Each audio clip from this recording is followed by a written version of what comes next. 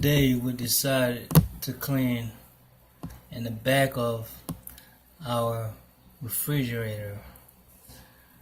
So let's get to it. Now we already have the back loose as far as the back panel. We took the screws off a little bit. It was basically this type of screws. So I say about 2, 4, 6, 8 screws. So as you can see,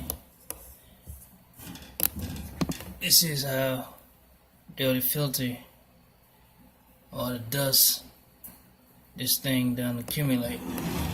The last time I cleaned this thing has been, I would say, about almost 2 years. Last time I cleaned it.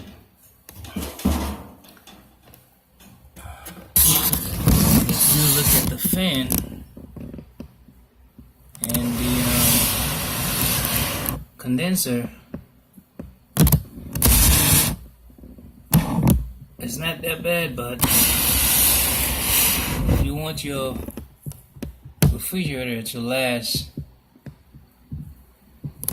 you gotta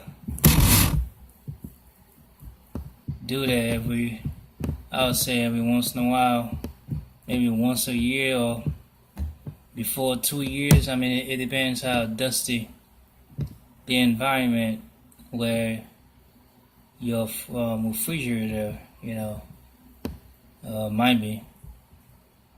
And if you clean the area of your refrigerator, not even do this, what we're about to do, like, take the back off and do that, but if you make sure the area of your refrigerator is always, every now and then you clean it, you won't have that much dust accumulate.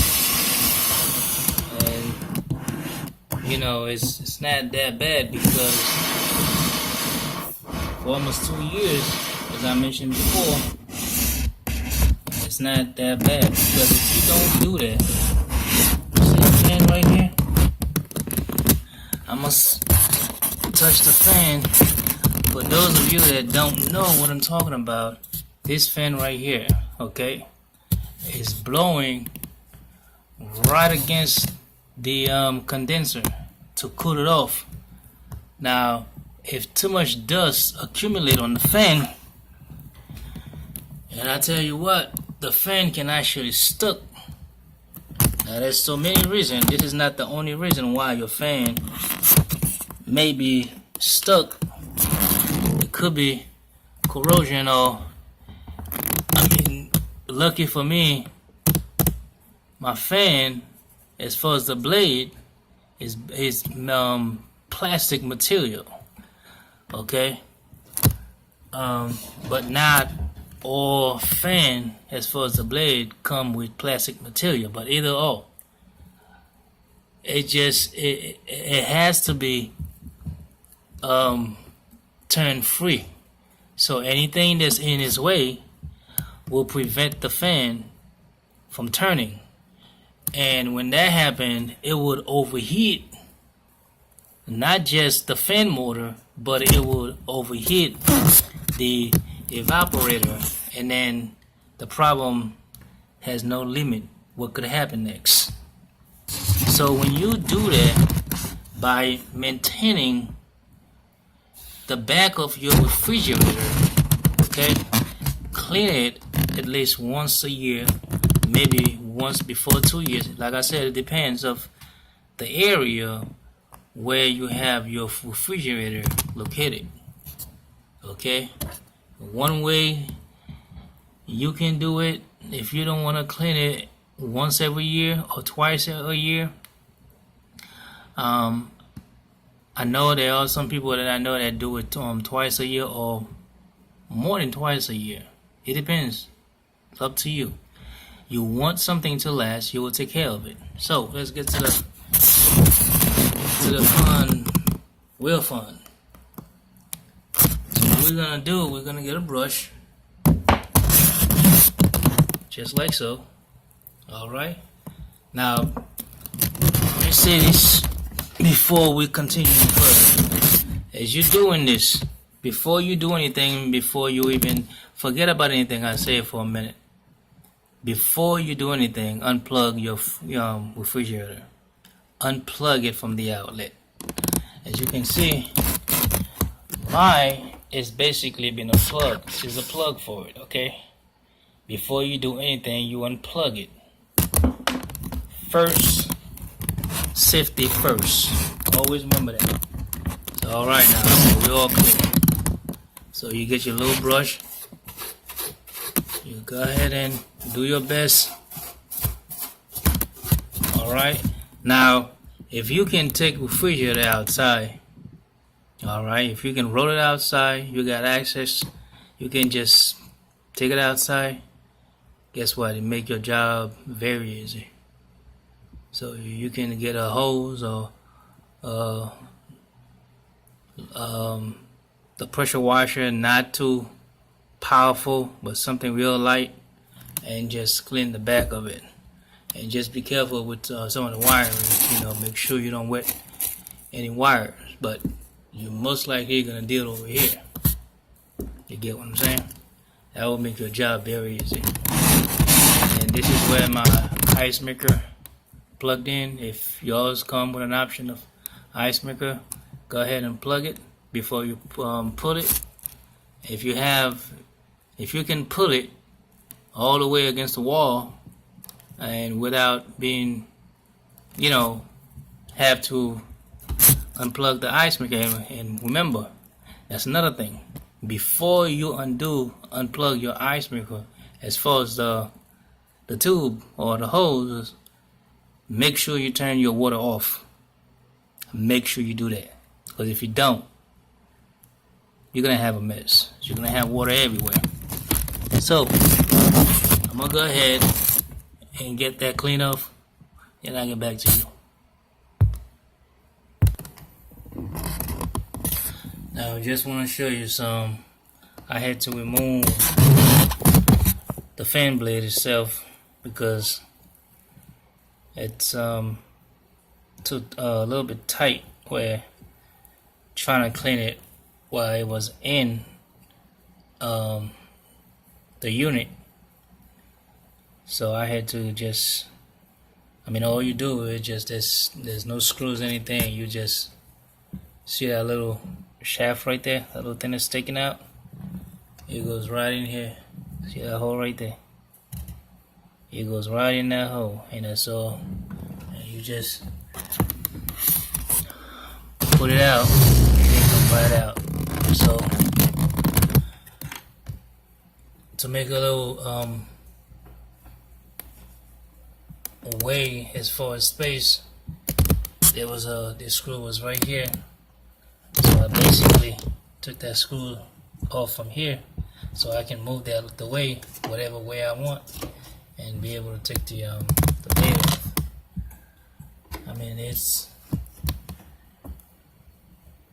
It's pretty nasty in there. Yeah, so I'm gonna go ahead wash that over the sink and see if I can take the motor off as far as this housing right here and even there.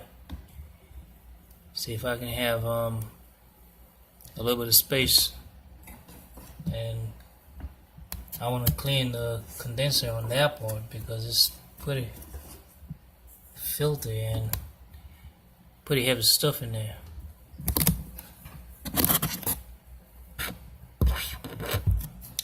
So pretty much this is how we clean it. It just basically soap and water. Okay, so that's how we pretty much do it. There's, like I said, there's so many ways you can do it, but I pretty much like to do it like that. Okay, because I know the soap will basically get to area where my hands cannot get, and let the soap work his way, work the magic, and after that, like I said, you can go ahead and spray it down with use a water hose or something and make the job a little bit easier, but be careful with the connection. You don't wet them. Or you can use a shop vac and just blow it from one side, but make sure you put a plastic right here on that side. If you're gonna blow everything from this side, put a plastic right there so you don't have dirt and stuff, you know, going to your compressor. So just exactly what I'm talking about. Put a plastic right there, block the area. Put the shop vac. You can blow it, but usually what I do, I'll blow it, but before I blow it, I will try to suck it first. Then whatever I can't get, and I'll go ahead and clean the shop vac, empty it out, because if you turn it to a blower, whatever dirt that you have inside the container of the shop vac would actually blow out. So you just see yourself. Okay, so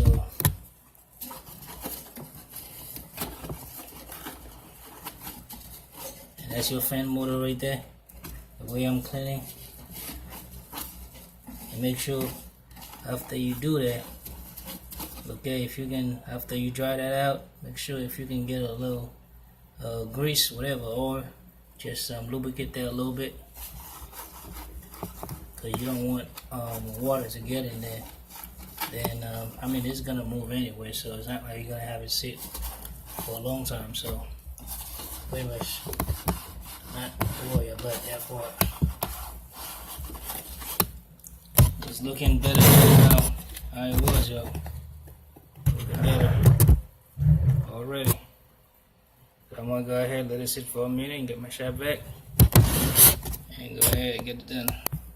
And by the way, I don't know if you remember this, but this piece goes right here in the center, so I had to remove this, and that's the reason why I was able to get put my hands in there and have a lot of room to just maneuver around, and with the soap here spongy, just go around and clean it. So I'm gonna go ahead, put that in the sink and go ahead and clean that up.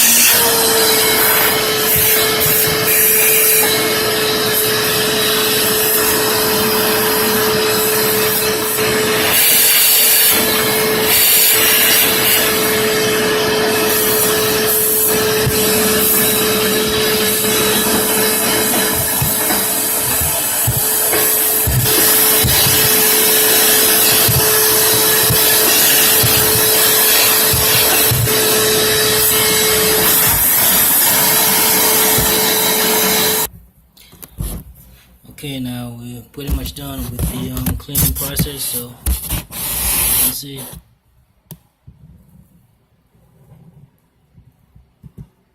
pretty much done.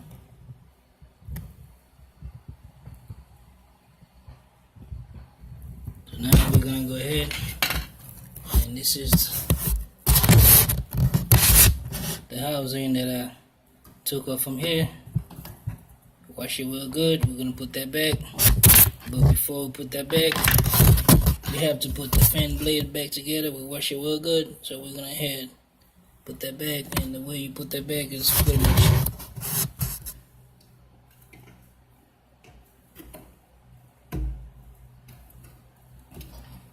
and that's it to it.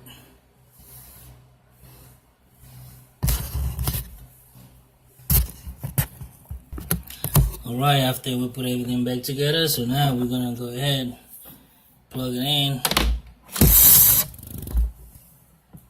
and make sure that everything is working. Now here we go. That's it, baby.